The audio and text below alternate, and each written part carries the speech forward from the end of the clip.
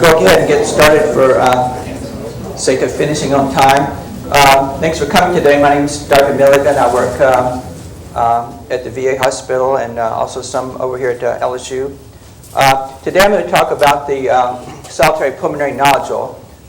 Given that I talked to the pulmonary section a few times, but never for grand rounds, but I think it is appropriate because we do see a lot of lung nodules as part of our daily practice. And that's largely because CAT scans are used so frequently these days. As you know, we use CAT scans for evaluating pulmonary emboli and pleural effusions and pneumonia and a variety of other things, chest pain, trauma. And so as a result of that, a lot of nodules come to light, just incidentally. Some are small, some are larger. And then, of course, in recent years, there have been a number of studies looking at the utility of CT to detect lung cancer early. And that's been shown recently to be effective, and so different programs are instituting that as well. And because of the number of CAT scans and nodules found over the last number of years, a lot of new data and information has been obtained. And it's a field that actually is changing and growing, partly because of technology and other reasons for studies. And so I thought we would try to review this today. So first of all, just a definition. A solitary nodule is an approximate round lesion. It's less than 3 centimeters because if we say it's 3 centimeters or larger, we call that a lung mass. So a nodule is less than 3 centimeters. And it's surrounded by lung parenchyma. So it's not on the chest wall or in the mediastinum. It's within the lung tissue itself. And then we can further divide that into benign nodules and indeterminate nodules. Now in a moment, we're going to talk about some benign patterns. And there are certain patterns where we can assess right away and determine that it is a benign nodule. But anything else is called an indeterminate nodule. And most nodules are indeterminate, and that's what we'll be talking about largely today. Now, there's quite a differential. We like to ask this to our pulmonary fellows, and they get a few of these, but we'll try to expand their list today. But the one that we're most concerned about, of course, is bronchogenic carcinoma lung cancer. Other cancers, for example, benign or malignant carcinoids, other cancers can sometimes cause nodules. When we talk about this subject, people are usually geared in to lung cancer, but you don't want to ever forget that metastasis could appear as a solitary nodule. There are certain pre-malignant lesions that we'll talk about further. Atypical adenomatous hyperplasia and adenocarcinoma in situ can appear as nodules. And then a whole host of benign causes, granulomas, inflammatory, such as an abscess, hamartomas, various scars, infarcts, cysts, and etc. So a lot of different things to consider, but cancers are the ones that we're trying to separate out from the others. Now, what are some of the steps? I won't mention this again, but the first step, as you all know, I'm sure, is to see if this nodule has been there before. The older the film that shows its stability, the better. We usually say 2 years, but as you'll see, sometimes 2 years isn't quite a hard and fast rule for stability. But you always want to know in your records or someplace else if the person's had a chest x-ray or CAT scan in the past for some other reason. Now, aside from that, we'll be looking at certain characteristics of the nodule itself. We'll talk about this, size, shape, growth rate, etc. In some cases, we go into other studies, functional imaging, which is usually PET scanning. And then it's important in our workup to determine the likelihood of lung cancer. And we'll talk about some formulas that can be used. And then after this, we can decide whether we should send a patient directly for surgery or do some other workup. So now starting back at one of the most basic principles, how could we say, is it a benign nodule just based on the morphology? You know, we could determine that the day they come in with their scan, okay? So first, it's important to realize that calcification occur in a variety of types of nodules. For example, granulomas, hamartomas, carcinoids, and we're going to see examples of this. These nodules commonly have calcium. But it's also important to recognize that calcification can sometimes occur, although uncommonly, in malignant cancers, lung cancer, metastases, and then some other more unusual circumstances. So it's not always a benign process. But there are certain patterns which we can pretty much feel confident, very confident, that they would be benign patterns. And so we'll talk about these in the next few slides. One would be if the nodule is completely calcified, then that's very easy. If the calcification is perfectly central, like a target, then that's considered a benign calcification, usually a granuloma. There's a type we don't see as often, but we have usually calcium in the middle and then layers of calcium around that. Or you have this irregular type, which is called popcorn calcification, seen in hematomas. So these are just a few examples. This is a nodule that's totally calcified. You can see the density is about the same as the bone. And we wouldn't know here this is necessarily tuberculosis. It could be a fungus, but that's a benign pattern. Here's one with a lamellar pattern, and that seems to be especially common with histoplasmosis. So you see the calcification in the middle and a rim of calcium around it. So we know that's a benign pattern. Here's one from a patient I'd seen a while back. It's calcium in the middle and the beginning of a ring. It's not totally circumferential, but I would consider that a benign pattern. And this is the pattern, however, in a lung cancer, known as dystrophic calcification. So here, there's some calcium in the middle, but it's not a nice target. It goes out to the edges and kind of punctate throughout, and so that's not a benign pattern. Could be benign, but this can also be seen in malignancy. It doesn't correspond to one of these here. So you have to be careful to not make that mistake just because there's calcium. It has to be a certain pattern. Now this, however, is a benign pattern. If you see this is characteristic of a hematoma. So here the calcium is eccentric. It's not in the middle.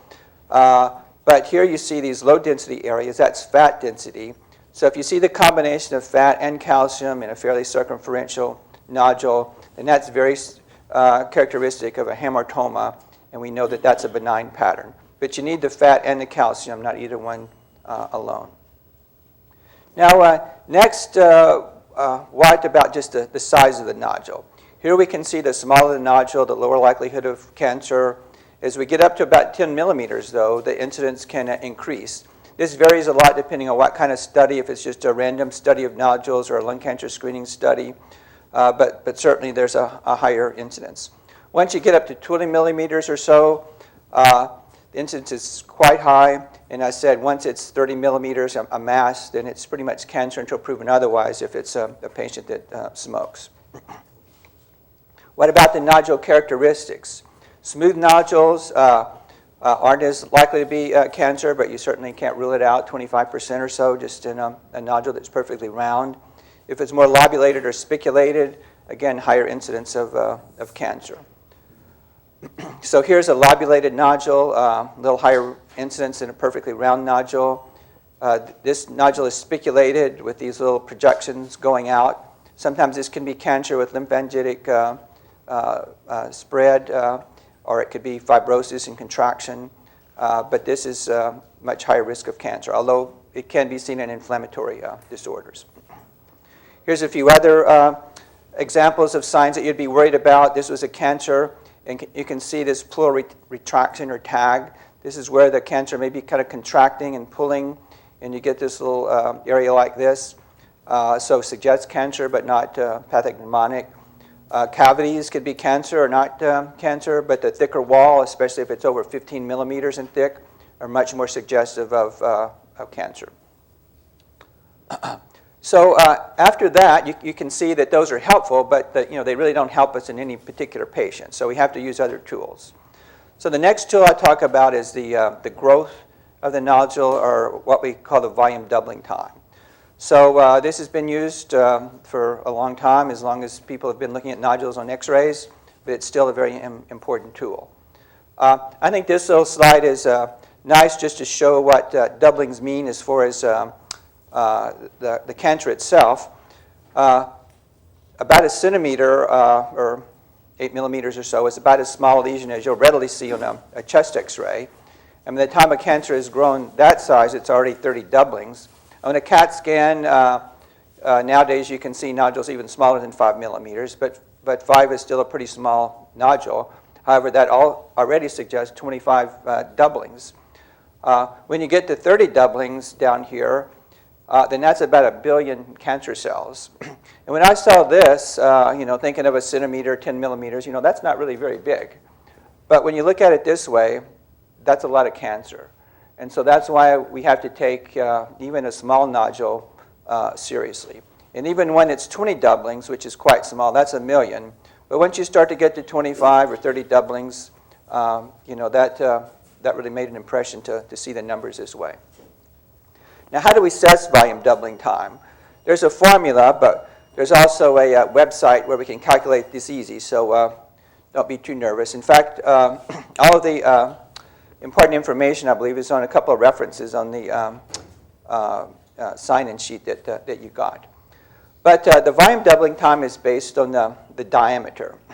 And so what it is it's the initial diameter and the final diameter, and then the time that you measured. For example, it might be 100 days, it could be 300 days. So if it was 1 centimeter initially, if it was 2 centimeters later, and this was 100 days, then you just put this in, and you can calculate the volume doubling time.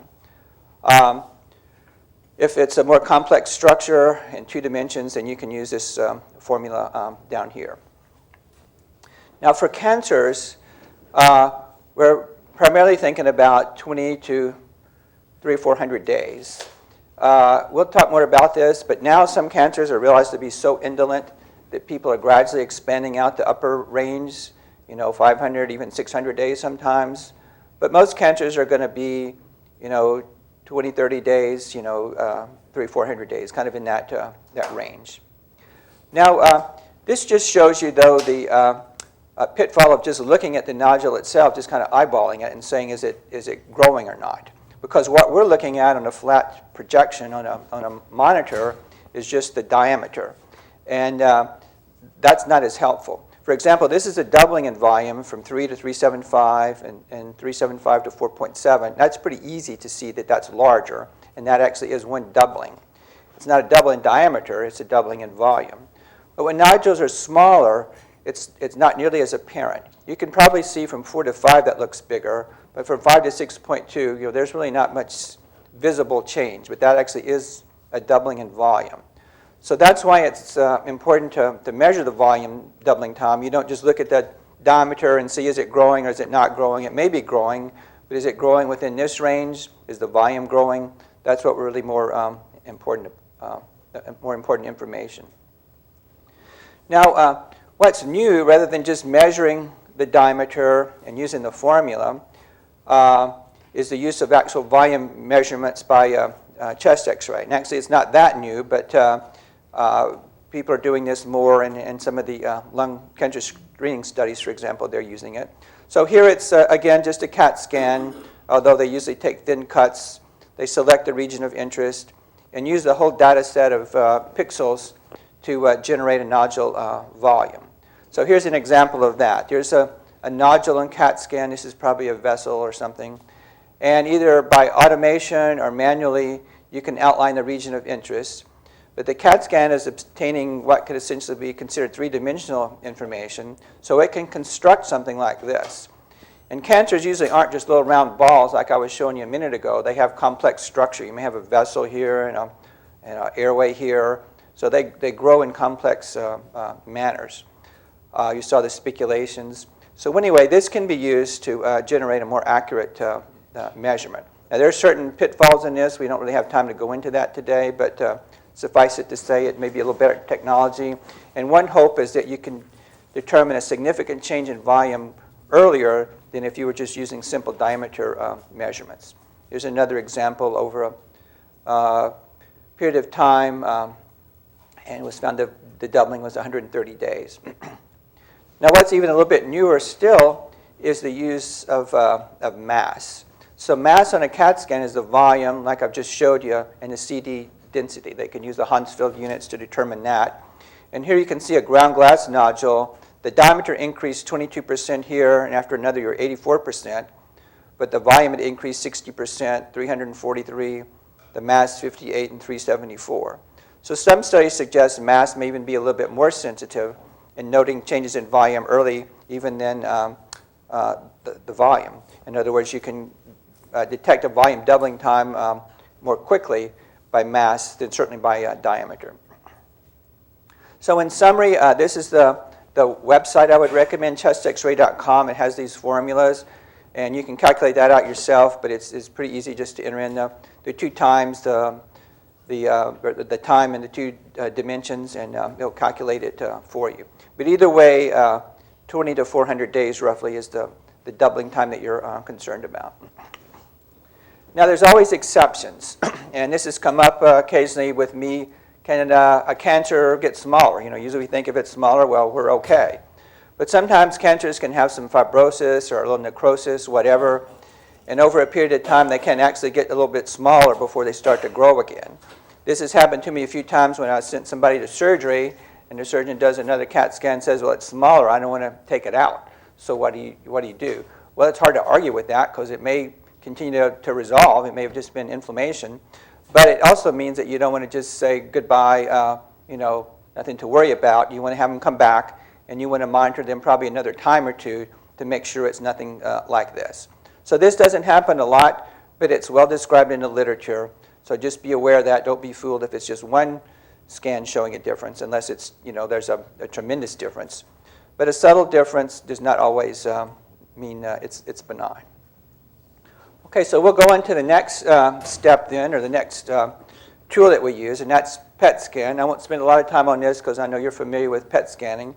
But we have this F18 labeled deoxyglucose.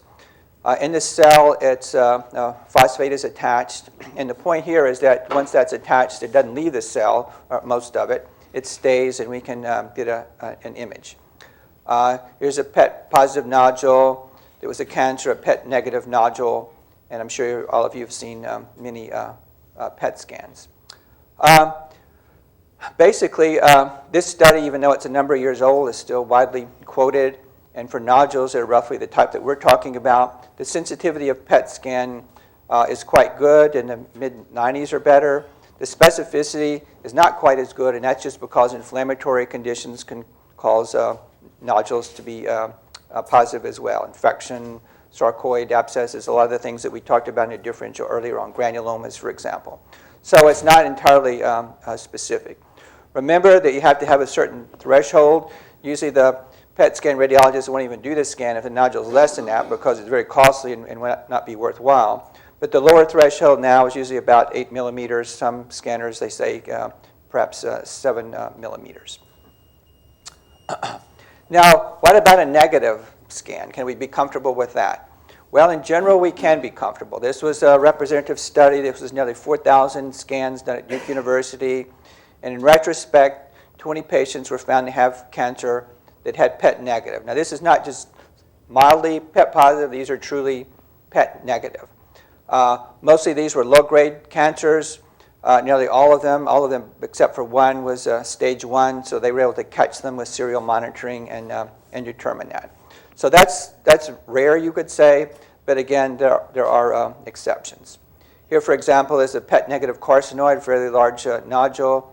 But on PET scan, you just have the background uptake, so that was negative. But carcinoids typically are often kind of low-grade, low metabolic tumors. There's also some low-grade adenocarcinomas of the lung, lipedic predominant adenocarcinomas, mucinous adenocarcinomas. They can sometimes be PET negative, and sometimes metastatic tumors could be PET negative, occasionally sarcomas as well. So just realize that. So based on that, what do you do if you have done your nodule workup and you're deciding to go ahead and get a PET scan? Do you just say, well, it's PET negative, I don't have to worry about it?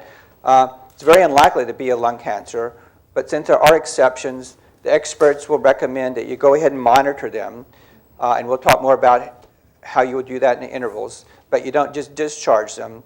You would monitor them for a period of time, and you're basically falling back on growth unless there's some circumstance when you'd want to go ahead and do a biopsy or something else. Okay, now we've looked at radiographic characteristics, growth, and PET scanning. So now we come to another thing that we use, another tool, and that's the clinical evaluation of cancer. So how do you do this? Well, we can all use our clinical judgment, and that's certainly very important. There have been a variety of other tools developed over the years. Some of these have used likelihood ratios. There's a study from the Mayo Clinic a number of years ago that's popular. And then there's a more recent study from Canada that has a formula that's popular. And we're going to just talk about 3 of these, just so you get familiarized with this, because they often are recommended to use one of these tools. Now, there are algorithms. This is from the American College of Chest Physicians statement a couple of years ago about lung nodules, and they update this every few years. So what we have a nodule that's 8 to 30 millimeters, a solitary nodule. And if a person might be a surgical candidate, we're to the point of assessing probability of cancer. And these percentages vary a little bit, but basically what we're trying to determine is this a very low likelihood of cancer, in which case we might not want to do anything, or is it a very high risk of cancer, in which case we want to be more aggressive and refer the patient to surgery, or is there some type of intermediate risk of cancer in which we're going to do further workup. So this is why we're using this probability in our algorithm as far as working up the nodule. Now, this was the Mayo Clinic study. It's from 1997, but it's been shown to be useful, and it's still recommended a lot. Now, this is not a screening study. These were patients that just came in for other reasons, were found to have a nodule, and referred to the Mayo Clinic for evaluation. So in this case, the incidence of nodule cancer was about 23%. If you're looking at lung nodule screening studies, often the incidence is much lower, maybe 5% or so. So that can reflect somewhat on the recommendations. It was a fairly large study. One of the strengths is that they had a prediction model based on a number of patients, and then they validated it with another set of patients. And they used various statistical methods to come up with their formula. So here's their formula, another kind of long, complex formula. But again, there's a website that will calculate this for you very easily, although you can't just do it with a calculator. But the point of showing this is the idea of what were the predictors. They looked at, of course, many different characteristics to determine what would be helpful in assessing the risk of lung cancer. So older age certainly is, smoking.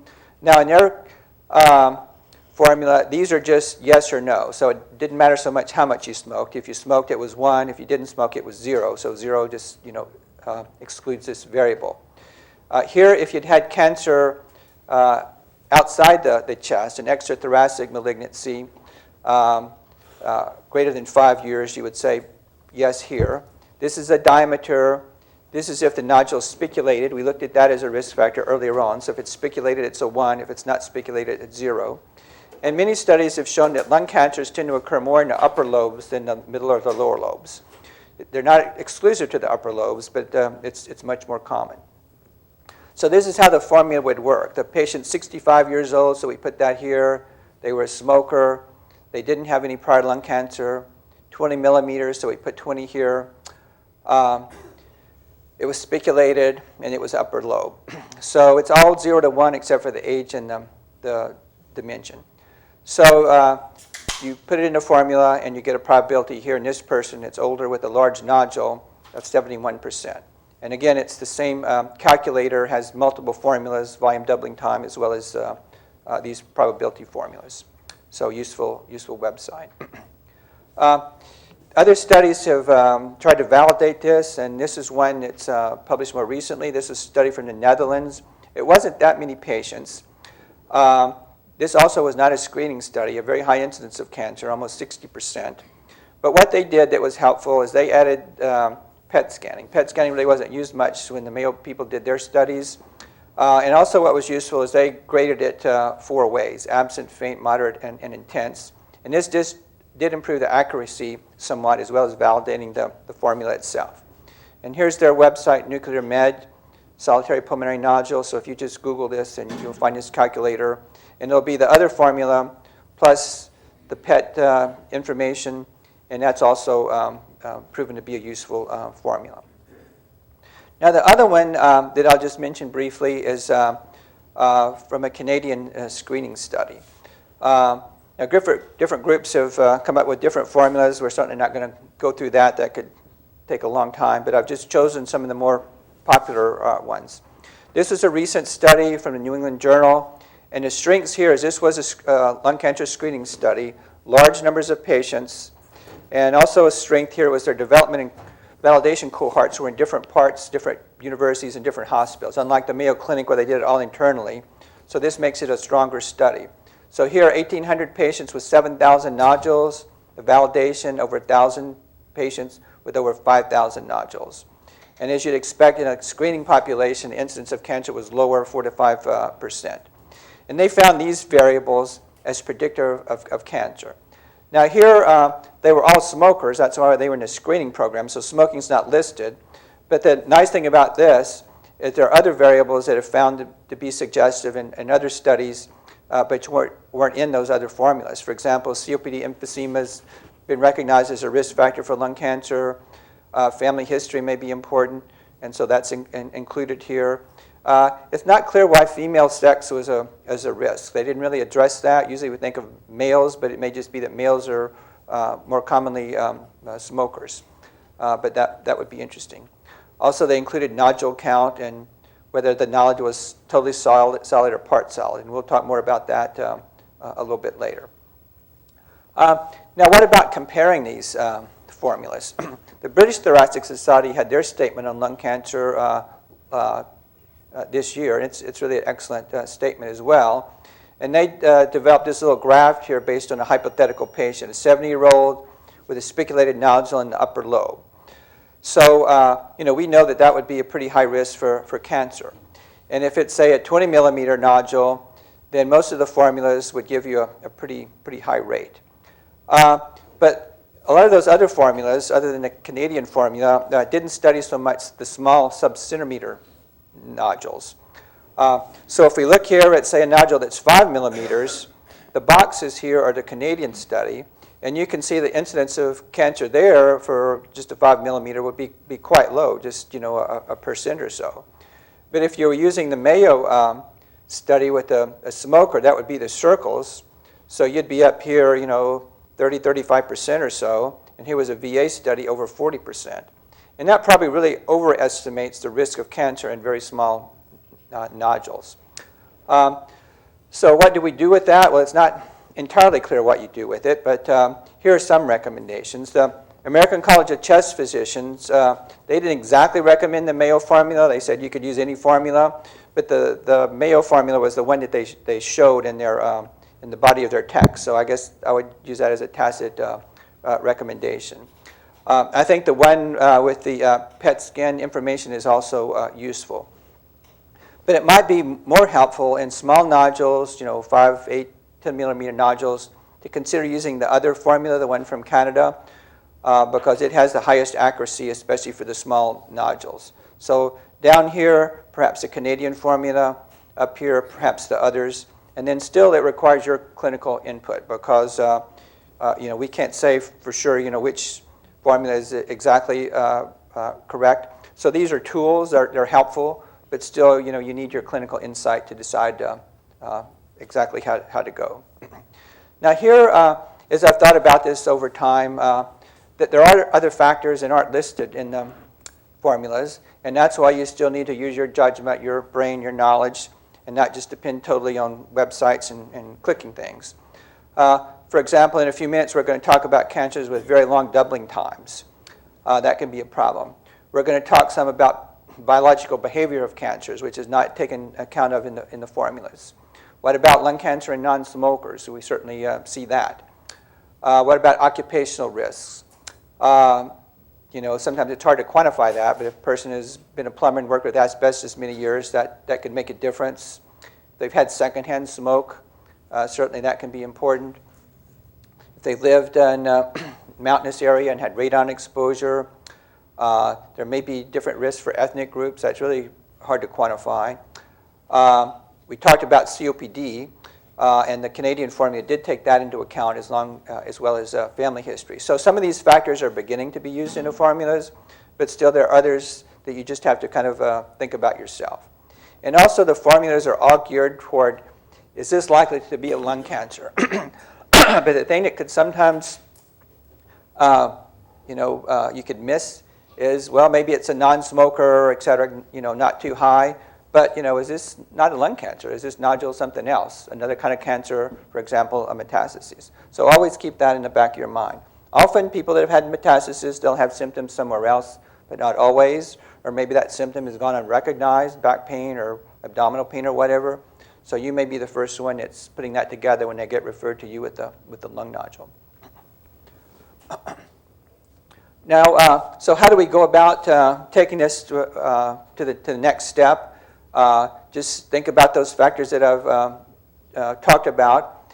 And in assessing what to do, basically you're deciding, are there risks for lung cancer or are there no risks? And of course, smoking is the most important risk factor, but as we've talked about, some of these other factors are as well. If you want to be a little bit more precise, it's been found by some studies that actually the duration of smoking is more important. You could smoke the same number of pack years, but if you've been smoking fewer packs for 40 years, that's probably worse than if you'd been smoking double the amount for 20 years. Probably it is allowed time for more mutations to accumulate, to not be repaired, and for cancer to develop over a longer period of smoking.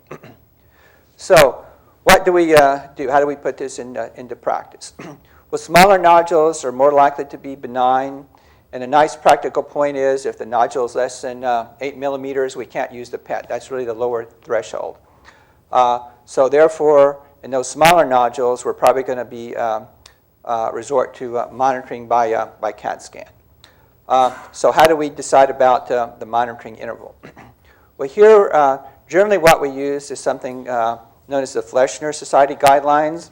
This is not a study or a formal study. It's not even a meta-analysis. But the Fleshner Society is a radiological society of experts. And a number of years they came together and used the knowledge and information to develop these guidelines.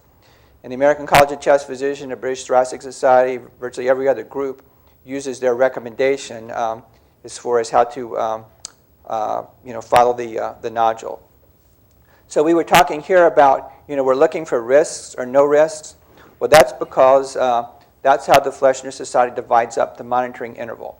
So if we have small nodules and the person has no risks, then what do we do? These are widely published, and if you do this type of work, then you certainly would want to use their guidelines. So if it's a very small nodule and no risk, you might not want to do anything about it at all, because a nodule that size and somebody with no risk, pretty unlikely to be a cancer. If it's a little bit larger, no risk, you'd use an interval of about 12 months. If it's perfectly stable, perhaps no follow-up at all. If it's just below the threshold of PET, here you're wondering, is it going to grow up to 8 where I could use a PET? So you might use this interval. If it's stable, then a follow-up after on, okay? Now, different, though, is if you have risk factors. The main risk factor, of course, being smoking. So here, even if it's small, we're not going to totally discount that. We're going to do at least one CAT scan. If it's intermediate, we're going to do one more frequently. See, here it's 12 months. Here it's probably going to be 6 months is probably what I would choose.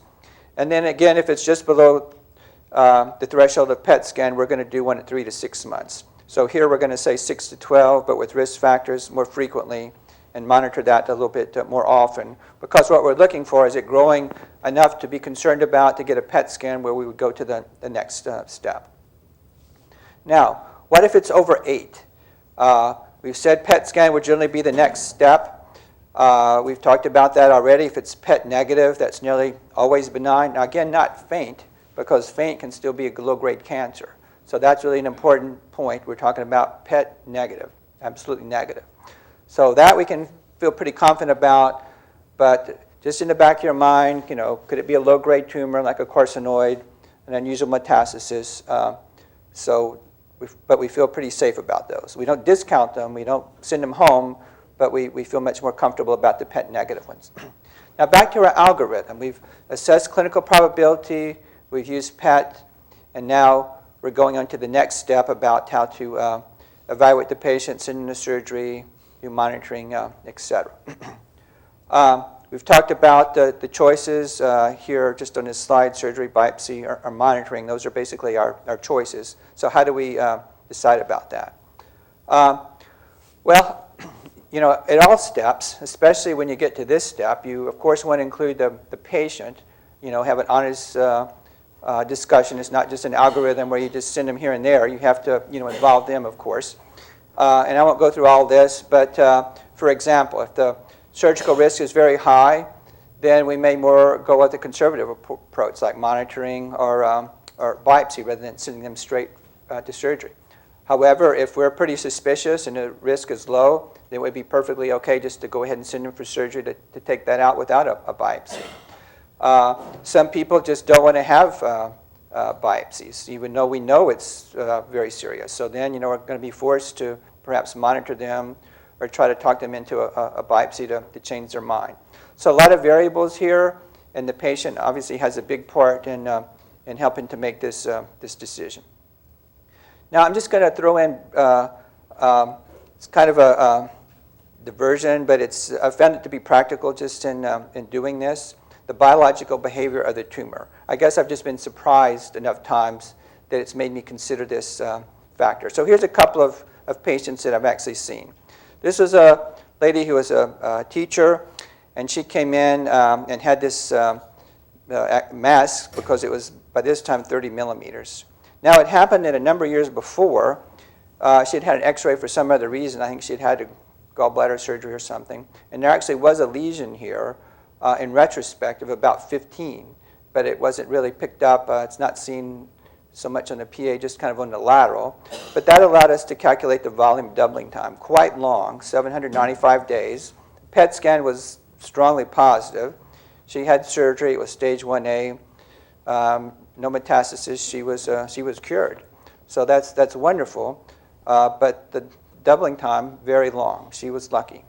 Now here's another patient, also happened to be a lady. She comes in with a lesion here about 2 centimeters. But when she comes in, she unfortunately had a CAT scan which showed this. So not much difference in size, already stage 4. Since we didn't have a previous scan, we don't know the volume doubling time, but probably more aggressive tumor. So she had this therapy, but probably not much chance of cure here. So how do we take this into account? I guess what it means to me is when I see a nodule, I don't know what the biological behavior is going to be. People study that in the lab, and certainly there is a big variety of differences in mutations and metabolism and aggressiveness of tumors. But when they come in with a nodule, we don't know which one that is. Now, people are trying to study that and trying to sort that out with different methods. Again, we don't have time for that. But it makes me cautious in trying to evaluate people that I'm very suspicious of. So if it's over 8 and they have risk factors and it's PET positive, then I want to educate the patient that this could be a cancer, and and just recommend should we do a biopsy or surgery. And in a patient that has a lot of risk, it's certainly fine just to go straight for surgery without a biopsy. That's been an approach for many years, and that still is a valid approach. If you do choose the biopsy, or the patient chooses the biopsy, nowadays navigational bronchoscopy is used, and it has a higher yield than a traditional bronchoscopy with fluoroscopy. If it's a smaller lesion, especially peripheral, then usually CT FNAs are good, especially if it's about 15 millimeters or so. It's 90+%. And the incidence of complications really aren't that high. Probably pneumothorax is even less than this, with a lot of pulmonologists doing bronchoscopies. We don't usually see it that often. Now, if you choose a biopsy, though, this is a very important point, and sometimes I've seen people make a mistake here. You need a specific diagnosis from the biopsy. So sometimes somebody will come to me and say, well, the biopsy was negative, but if the biopsy is just non-diagnostic, if it's just a few cells and blood, then that doesn't mean anything. Did they really miss the cancer? Is an area of fibrosis in the cancer? Is it an infection, a granuloma, sarcoid, something? So we really have to have a specific diagnosis to say that it's truly benign. If we don't have a specific diagnosis, we're kind of back to where we were before. Do we rebiopsy, go to surgery, followed by CAT scan? Again, interacting with the patient is really key at this point. Now, when would we monitor it? That was the third choice: surgery, biopsy, monitoring. So this is from the American College of Physicians guidelines. So here we're talking about over 8 millimeters. When would they suggest monitoring is okay? Well, first of all, they're saying when the probability is very low. So this might be a young, healthy person with an incidental nodule, maybe in their lower lobe, and you think it's very, very unlikely to be cancer. There you might monitor it. If you've done this and have a negative PET scan, again, a negative one, and the probability is low, they use 30–40%. I think that's just kind of a general number, but probability is low, that might be okay. If the biopsy is negative and the PET is negative, so not just a negative biopsy, but a PET negative, or if the patient prefers this approach. So these are all very cautious statements about when we monitor. We probably monitor in a lot of situations where this is not the case, but it's because the patient prefers that. They're afraid of biopsies. They're afraid that if air touches it, it's going to spread, all these different things. And this is where sometimes larger nodules grow, and so it requires a lot to try to educate the patient, because the acceptable reasons are really very strict. Okay, I know it's a lot of information, but in the last few minutes, this is almost like a different talk. A number of years ago, I didn't even have this part, but there's new information that's developed over the last few years about subsolid nodules. So let me just briefly tell you about this the last few slides. So what we've been talking about so far are generally solid nodules. But a subsolid nodule is a ground glass nodule, or when it's part solid. It has ground glass features and solid features. So why do we care about this? First, let me just show you some examples. Here's a pure ground glass nodule. And of course, something like this could be inflammatory. I saw one like this just in pulmonary clinic this morning before I came over here. And after a 3-month follow-up, it had disappeared. So it could be secretions, a little blood, infection, inflammation, just a whole host of things. But sometimes it can be a cancer. Now, part solid nodule, this is very important. This is ground glass, but it has a solid component. And we'll talk more about that in just a moment.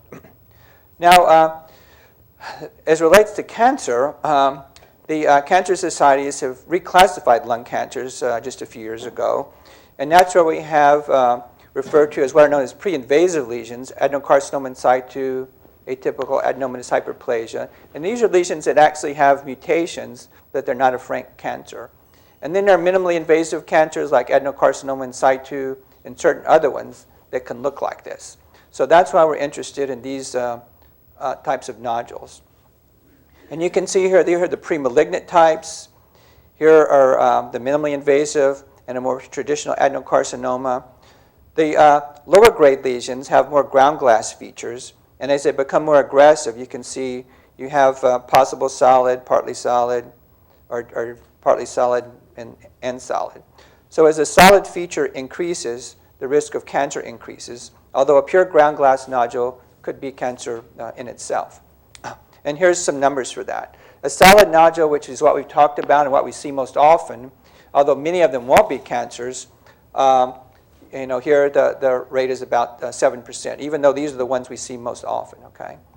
Pure ground glass, they may disappear, like I talked about, but 15–20% may be cancer. But the part solid, even though we don't see it often, it's not a common one, but here you see, it's important to recognize that the rate of cancer is quite high, 60% or so in this study. Here's an example of one. This is a little ground glass nodule, 2 centimeters. You can see here, instead of a solid mass, it's kind of an open pattern. You can still see alveoli within it, and that's because it grows by the lipidic growth pattern, another fancy term. But the cancer just grows along the alveolar surface on both sides rather than filling in. And that's why you have kind of this airy appearance here and the ground glass on the X-ray. Now, sometimes these can be multiple. For example, here you have a couple. On another cut, you have several more. And at surgery for this larger one, it was found out that this was a cancer, and the others were benign, the adenomatous hyperplasia.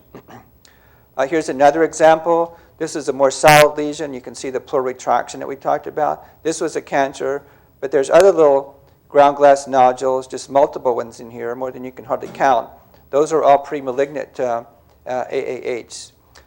So whether one of those or some of those would grow into cancer later on is not clear, but they are pre-malignant lesions. Here's one with the solid component. So here it started out ground glass, and after 4 years, it developed a solid component.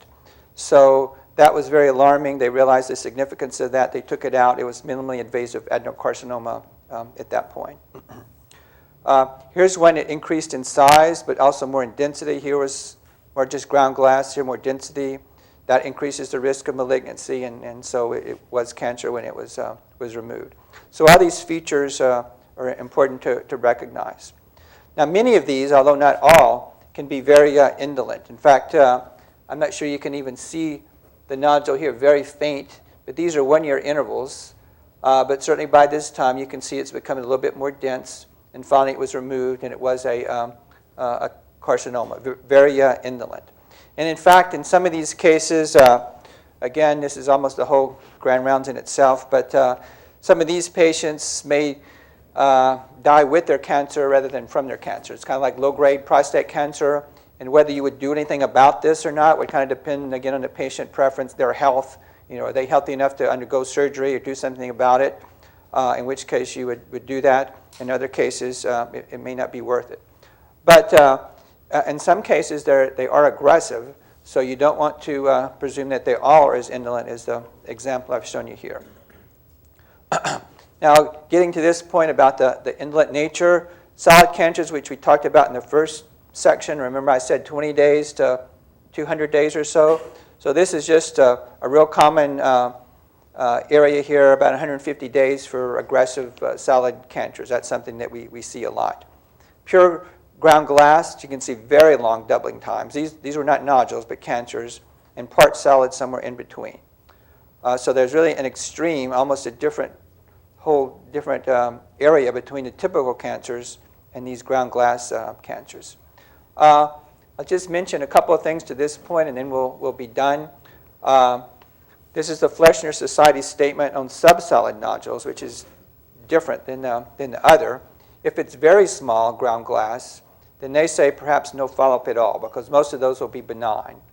But if it's a little larger, over 5, they do recommend a follow-up at 3 months. And at 3 months, it's just because some of them resolve. So here's an example of that. After 3 months, it's gone, so we don't have to worry that's the end of it. Not that it's going to grow that fast, but if it's benign, it may have resolved.